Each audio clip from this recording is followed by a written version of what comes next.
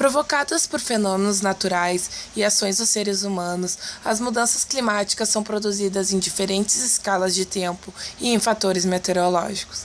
O aumento da poluição de ar, o derretimento das calotas polares e o grande desnível das águas dos oceanos geram o aquecimento global, tornando cada vez maior a temperatura mundial.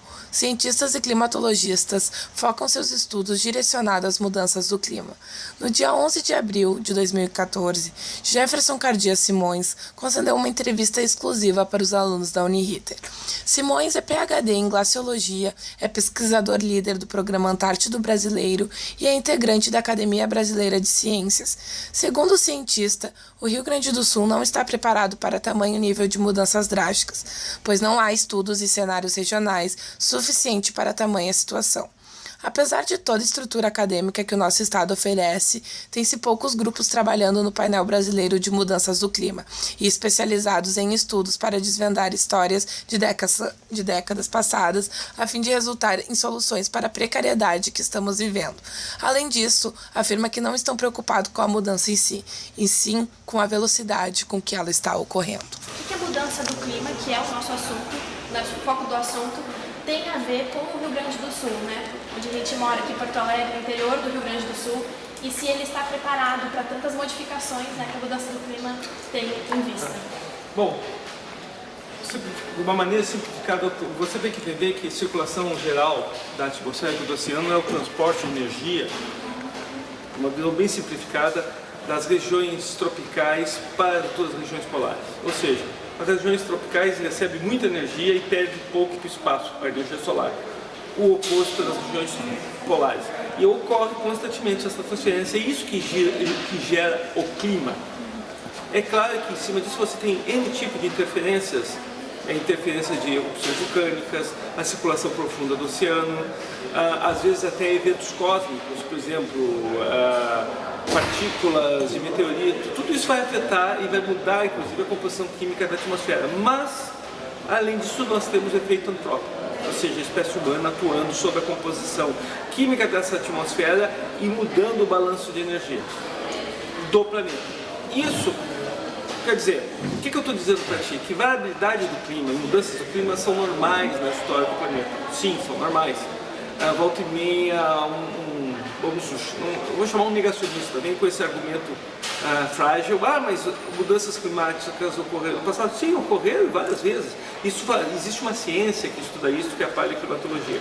A grande questão que se coloca, primeiro, nós temos evidências que o impacto da ação humana, principalmente após a Revolução Industrial, é mensurável e é significante? Sim, nós temos N evidências, é o que nós mostramos pela pesquisa científica.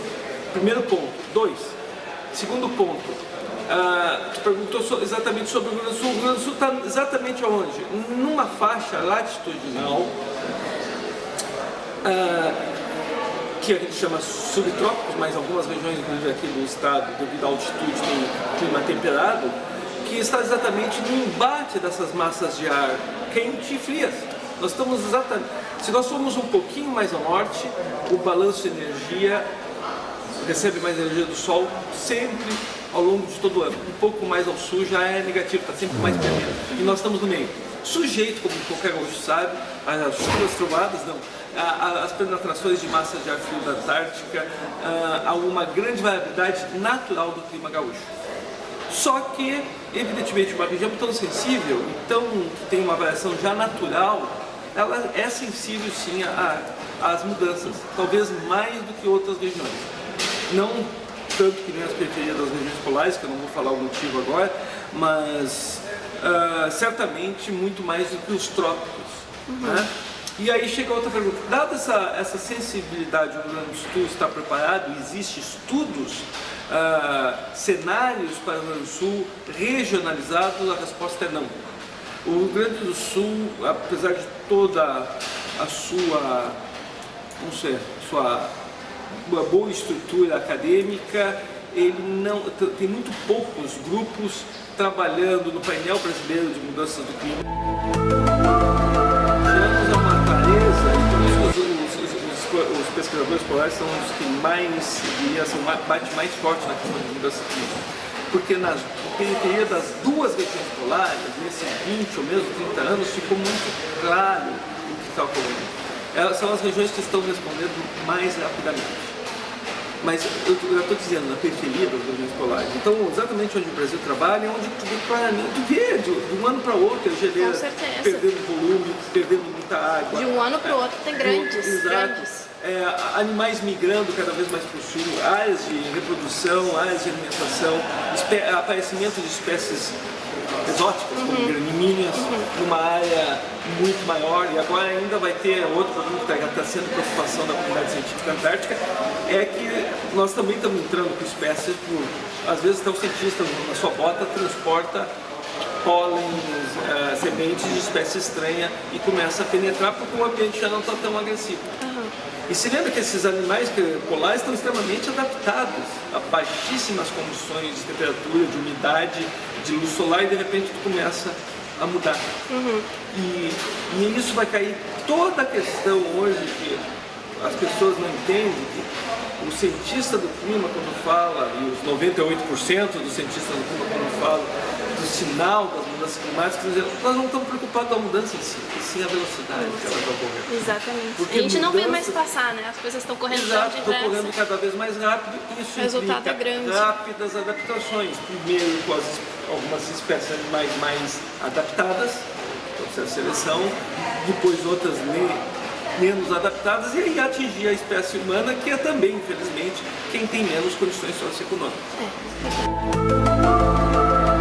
Alguma tecnologia que nós desenvolvemos nesses últimos 100 anos são produtoras de poluentes, de alguns gases, mas também matéria sólida que não existia antes na natureza. Outros, nós só aumentamos a concentração de material que já existia antes mesmo da presença do homem, sempre houve na atmosfera terrestre.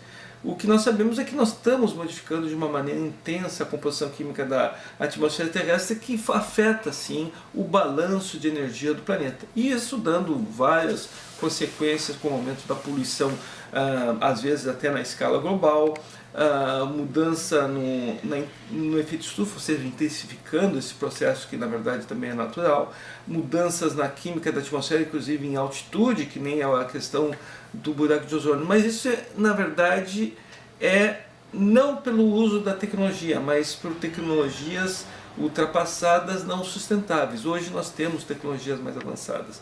Do ponto de vista da questão do clima, nós podemos usar essas tecnologias, principalmente de sensoriamento remoto, de módulos remotos de coleta de dados meteorológicos e climáticos, tanto da atmosfera e sobre o oceano, sobre os continentes, e com isso criar uma malha global de dados da atmosfera, da superfície dos oceanos, que podem ser integrados em modelos. Esses modelos podem ser modelos matemáticos ou modelos conceituais, que permite que você então entenda esse sistema e principalmente monte cenários para o futuro. Nós temos que entender que o cientista pode investigar os processos que estão ocorrendo, ele pode montar cenários, ele pode dizer que em cima desses cenários que tais coisas devem ou não ser feitas, como nós devemos tratar a nossa relação com o meio ambiente, mas ele não pode tomar decisão política. Decisão política tem que ser tomada por todos, pelo meio político, mas pelo cidadão em comum, da maneira que nós nos relacionamos com esse meio ambiente. Isso envolve escala de valores, perguntas básicas do que nós queremos da nossa experiência aqui terráquea. Sem isso, não adianta, nós não temos soluções milagrosas. Nós entendemos, aceitamos hoje que pelo próprio tempo de residência desses gases, que nós aumentamos a concentração, ou que nem os gases estufas, que nós estamos aumentando a concentração, vai demorar ainda, mesmo que nós parássemos totalmente a produção desses gases, passariam algumas décadas, e mais do que nós não temos condições de parar a produção. O que nós temos que fazer é mitigar, diminuir esse impacto, e isso nós podemos fazer. E diminuir esse impacto como? Botar limites na produção desses gases que levem no máximo ao aquecimento de 2 graus, 3 graus centígrados na temperatura média até 2100, onde seria ainda manejável e seria sustentável a nossa relação com o meio ambiente. Mais do que isso, nós vamos começar a ter problemas mais sérios. Agora, parar total é impossível, até pela necessidade de energia que nós necessitamos hoje para uma população de quase 7 bilhões de indivíduos, e mais o crescimento que ela vai ter, e a melhora da qualidade de vida de diferentes sociedades que nós estamos vendo rapidamente. O que nós temos que procurar é usar cada vez mais fontes energéticas sustentáveis. Não vai haver, evidentemente, a substituição completa de hidrocarbonetos, quer de óleo e gás e carvão, mas nós podemos reduzir sim a produção desses gases. Nos próprios hidrocarbonetos usar cada vez mais gás, mas também usar cada vez mais energia eólica, mais energia solar, mas tem que se entender que não existe, pelo menos na atual tecnologia, a maioria dos engenheiros avaliam que nós não temos como substituir todas essas fontes de energia só por uma maneira ou outra, mas nós temos que distribuir melhor. Não podemos mais concentrar só nos hidrocarbonetos.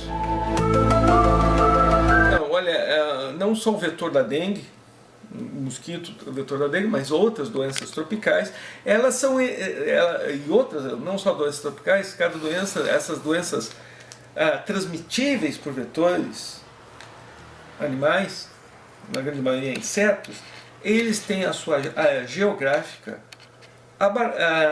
restrita por condições climáticas, quer temperatura, umidade, a definição do clima com seus diferentes elementos. Então o dengue tem uma área conhecida, né?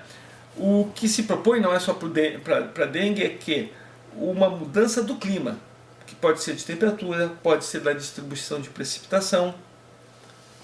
Dengue, por exemplo, se prolifera o Aedes aegypti em água parada. Essa água, se tu começa a aumentar a área de água parada, se torna mais propício e migra essas áreas geográficas.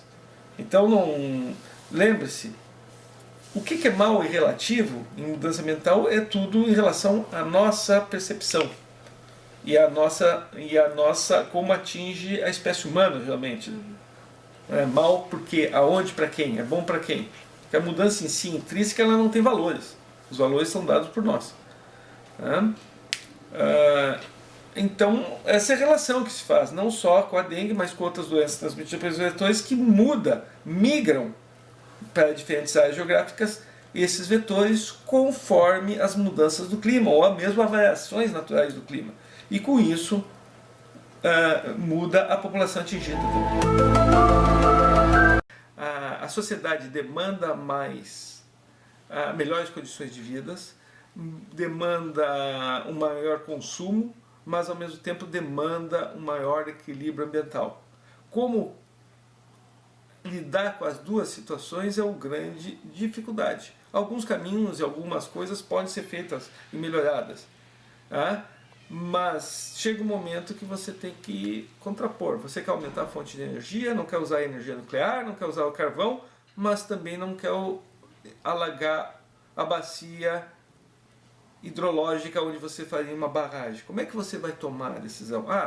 Vai sim substituir por energia eólica, como nós estamos fazendo, aumentando muito aqui no Rio Grande do Sul o número de parques eólicos, mas não resolve tudo, né?